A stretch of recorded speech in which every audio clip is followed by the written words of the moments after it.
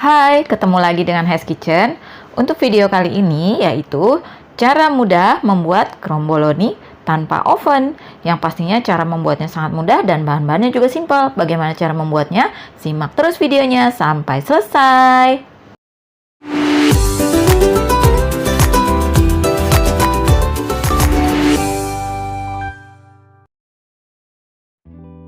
Nah, ini dia bahannya. Mari kita mulai. 200 gram terigu protein tinggi dan 50 gram terigu protein sedang. Kita campur, kemudian 25 gram gula pasir dan setengah sendok teh ragi instan. Untuk garamnya belakangan ya. Ini bahan keringnya. Gula, terigu dan ragi instannya dulu. Untuk garam nanti dimasukkannya. Karena kalau garam dicampur dengan ragi bisa mematikan raginya ya. Jadi ini tanpa garam dulu, kita aduk sampai tercampur rata untuk bahan keringnya. Lalu kemudian kita masukkan 1 butir telur dan 100 ml susu dingin, tapi kita masukkannya sedikit demi sedikit saja. Ini saya masukkannya sekitar 90 ya, jadi tidak 100 semua dimasukkan, hanya sekitar 90 ml. Kita uleni dengan tangan saja supaya mudah tercampur semua. Ini saya total airnya 90 ml.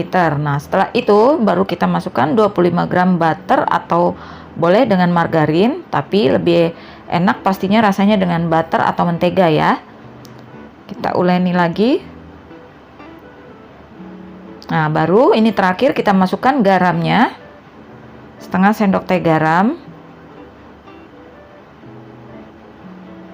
Kita uleni sampai kali saja ya, tidak perlu sampai elastis karena ini bukan membuat roti, ini membuat pastry dengan jenis Danish ya, jadi seperti setengah roti dan setengah pastry. Nah, kalau sudah kali seperti ini, kita tutup rapat menggunakan plastik atau serbet bersih ya, lalu kita diamkan selama 30 menit. Nah, ini setelah adonannya kita istirahatkan selama 30 menit. Kemudian kita buka, lalu ini adonannya sudah cukup lebih lunak ya, jadi sudah mudah untuk kita pipihkan. Nah, ini kita keluarkan dulu gas-gas yang ada di dalam. Lalu meja kerjanya kita taburi terigu supaya tidak lengket. Ini kemudian kita gulung seperti ini. Lalu saya potong menjadi 12 ya. Ini saya kira-kira aja, saya tidak menggunakan timbangan, tapi lebih baik kalau untuk dijual menggunakan timbangan ya, supaya hasilnya lebih bagus dan sama nanti ukurannya saat dipipihkan. Kemudian kalau ini sudah dipotong-potong, dibulatkan ya, seperti ini. Ini saya bagi dulu.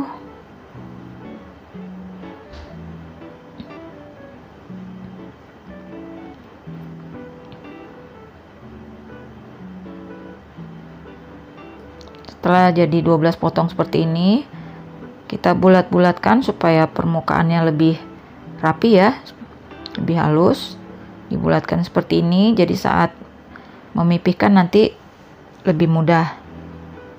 Nah, seperti ini. Lakukan semua sampai selesai, dibulatkan seperti ini.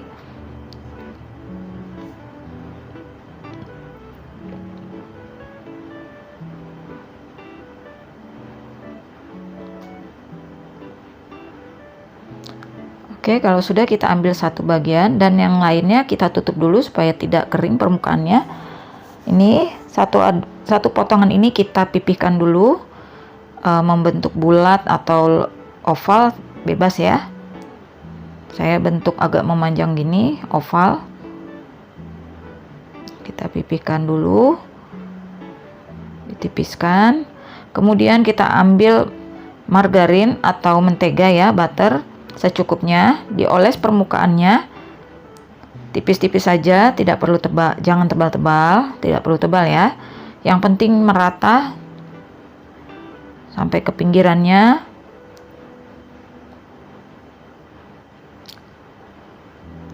pastinya lebih enak menggunakan butter ya atau mentega, karena kalau margarin juga bisa lebih ekonomis, tapi hasilnya pastinya lebih enak yang menggunakan butter. Nah, kemudian kalau sudah, kita ambil satu potong lagi, tipiskan lagi seperti tadi. Bentuknya sama ya, kalau bentuk oval ya, kemudian bentuk oval lagi seperti ini, supaya karena kita tumpuk di atasnya supaya rapi. Lalu kita oles lagi permukaannya menggunakan mentega, oles merata.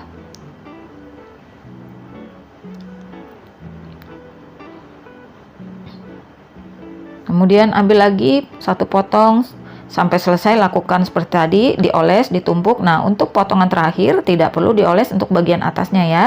Jadi yang terakhir, bagian paling atas tidak perlu dioles. Kalau sudah, ini kita tutup dengan plastik rapat, lalu kita masukkan ke dalam freezer selama 30 menit.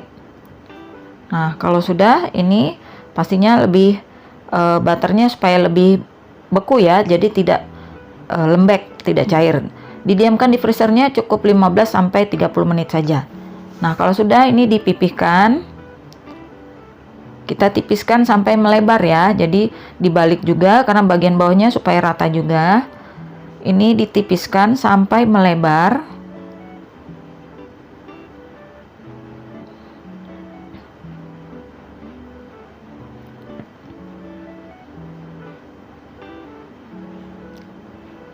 Sampai melebar seperti ini. Nah, kalau sudah, ini kita gulung. Saya gulung seperti ini ya. Gulungnya perlahan-lahan aja, agak ditekan sedikit. Jangan terlalu ditekan banget ya. Agak ditekan sedikit supaya memastikan gulungannya nanti rapi saat dipotong. Nah, untuk bagian ujungnya kita pipihkan lagi seperti ini, ditekan-tekan supaya tipis, supaya tujuannya supaya dia merekat, lebih rekat untuk bagian ujungnya. Jadi saat dipanggang tidak lepas. Nah, untuk merekatkannya bisa menggunakan air ya, seperti ini. Saya menggunakan air sedikit saja, atau bisa juga menggunakan telur ya, tapi menggunakan air saja juga bisa. Nah, ditipiskan supaya menempel ya, benar-benar menempel bagian ujungnya. Oke, kalau sudah seperti ini, rapikan ujung-ujungnya. Lalu ini jangan langsung dipotong, kita bungkus dulu rapat dengan plastik ya, lebih bagus dengan plastik wrap supaya bisa rapat, atau bisa dengan baking paper ya, atau dengan kertas roti. Ini tujuannya kita mau memasukkan dulu ke dalam freezer ya, supaya saat dipotong nanti hasilnya bisa rapi. Jadi supaya agak beku dia. Kalau agak beku, kita memotongnya jadi mudah ya. Ini kita diamkan dulu di freezer selama 30 menit. Nah, ini udah didiamkan di freezer selama 30 menit. Pastinya sudah lebih agak padat ya, agak padat tapi tidak beku banget ya. Jadi saat kita potong ini lebih mudah. Nah, jadi hasilnya bagus, rapi. Ini kita bagi dua dulu, lalu kemudian potongan yang pertama tadi saya mau bagi 6. Jadi bagi dua potongan, kemudian potongan pertama saya bagi 6. Ini bebas ya, mau dibikin jadi 8 potong boleh, 10 juga bisa, atau 12 juga bisa ya, tergantung selera aja. Kalau mau lebih tebal berarti ya lebih bisa 8. Ini saya potong bagian pertama menjadi 6. Nah, untuk bagian kedua saya potongnya menjadi 4 saja karena saya ingin melihat hasil yang lebih tebal dan lebih tipis seperti itu. Tapi sebenarnya sih sesuai selera aja ya. Nah, ini yang untuk bagian 6 potong nih jadinya seperti ini, layernya kelihatan ya untuk layer-layer dalamnya, dan dia lebih tipis pastinya daripada yang 4 potong. Nah, bagian untuk kedua saya bikin 4 potong. Saya jadi 10 potong ya totalnya. Lalu kemudian saya taruh di teflon dan sisanya di loyang seperti ini. Yang di teflon ditutup, jangan lupa ditutup, dan yang di loyang juga ditutup dengan plastik atau dengan serbet juga boleh. Ini semuanya kita proofing dulu selama 1 jam ya, supaya adonannya ini mengembang sebanyak 1,5 sampai 2 kali lipat. Nah, ini sudah saya diamkan selama 1 jam, dia lebih mengembang yang di teflon ya. Nah, baru setelah itu kita nyalakan api api kecil saja ya. Kita panggang, waktunya menyesuaikan. Silakan dicek saja. Kalau sudah warnanya kecoklatan, jangan lupa dibalik supaya tidak gosong. Dan ingat, apinya cukup kecil saja ya, karena ini cepat gosong, cepat warnanya kecoklatan. Nah, untuk pinggirannya supaya lebih bisa renyah juga seperti ini dipanggangnya.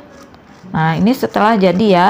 Total pemanggangannya durasinya disesuaikan saja ya, sesuai dengan selera mau kecoklatannya sampai mana. Ini kering untuk bagian pinggir dan permukaannya luarnya.